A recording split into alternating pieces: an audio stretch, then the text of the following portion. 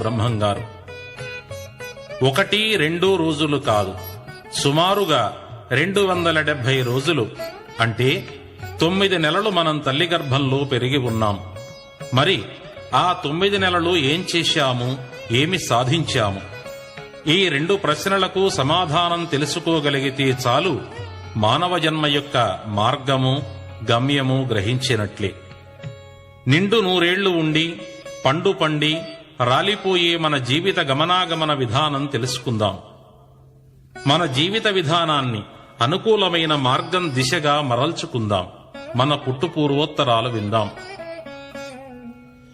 తల్లిదండ్రుల గురుతు తమ తమ ప్రారబ్ధ కర్మలు భోగింపగలుగగాను, చౌసీతి లక్షల సృజన జీవులు విశ్వరూపున కస్తవాటు సాధనము బోధబాధల సాక్షియతను జగత్